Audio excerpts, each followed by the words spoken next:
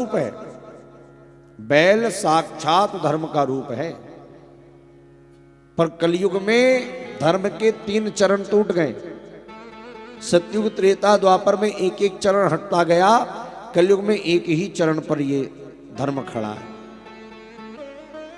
3 चरण हट गए, तप हट गया, दया हट गई, शुद्धता हट गई, सुचिता हट गई। एकमात्र दान पर ये वृषभ खड़ा है, धर्म खड़ा है। तपो नास्ति दया नास्ति दयादानम न विद्यते। एक चरण पर वृषभ खड़े हैं, पहचान गए आप साक्षात धर्म हैं, और गैया कोई और नहीं, साक्षात पृथ्वी है। इस धर्म पर और धरा पर जो आघात कर रहा है वो कलयुग है।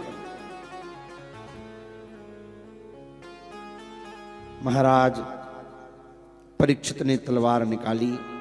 धूर्त, तेरी इतनी हिम्मत, तू मेरे राज्य में आया? बोले महाराज सप्तद्वीप वसुंधरा में आपका ही राज्य है, मैं कहां जाऊं? महाराज परीक्षित ने कहा कलयुग तुम्हारे अंदर गुण कितने हैं ये बताओ। कलयुग बोला महाराज मुझ में गुण कितने हैं? दोषों का तो मुझ में भंडार है, अवगुण ही अवगुण है। एक ही गुण है मेरे अंदर। क्या गुण है? कलयुग बोला महाराज मुझ में ये गुण है कि और युगों में जो फल बहुत दिनों तक तपस्या करने से मिलता था, जो फल बहुत दिनों तक योग लगाने से मिलता था, जो फल और युगों में समाधि लगाने से मिलता था, वो फल इस कलिकाल में ना तो तपस्या करने की जरूरत, ना योग की, ना समाधि की। यत् फलम नास्ति तपसा ना योगेन समाधिना तत्फलम लभते सम्यक कलो के शव कीर्तना। इस कलिकाल में एक बार कोई गोविंद का नाम ले ले, केशव का नाम ले ले, तो उसे जप तप योग समाधि लगाने की आवश्यकता नहीं है। जो फल और युगों में तपस्या से, जप से, तप से, योग से, समाधि से मिलता था, वो फल कलिकाल में एक बार गोविंद नाम लेने से प्राप्त हो जाए।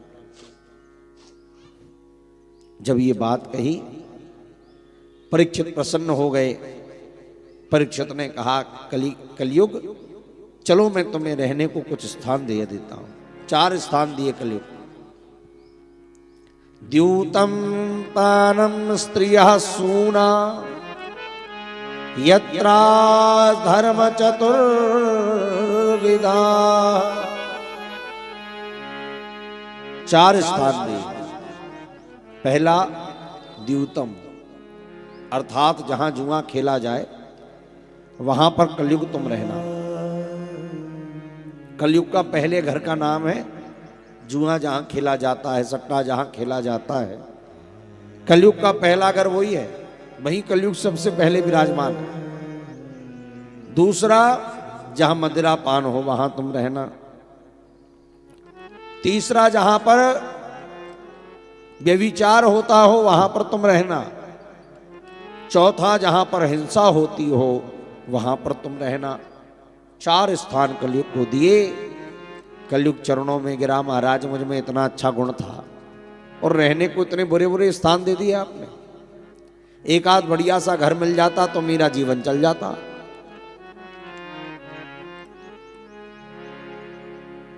परीक्षित से जब पुनः याचना करी तो परीक्षित ने कहा चल तेरा स्थान स्वर्ण में होगा। 5वां स्थान कलयुग को स्वर्ण में दे दिया।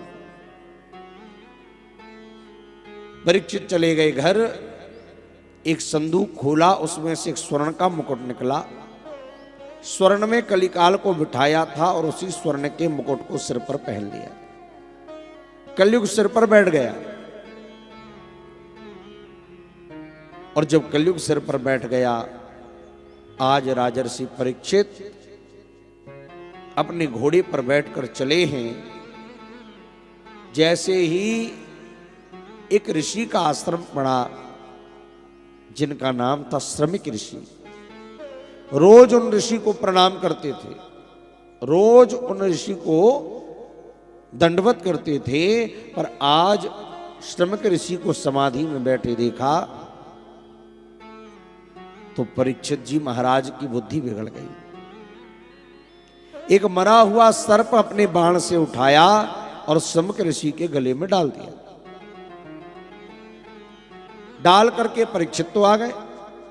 ये बात जब राजा ने ये कृत्य किया है, ये बात जब श्रृंगी ऋषि को पता चली, जो श्रमिक ऋषि के बेटा थे, उन्होंने कौशिकी नदी के जल को हाथ में लेकर के श्राप दे दिया। क्या श्राप दिया? इति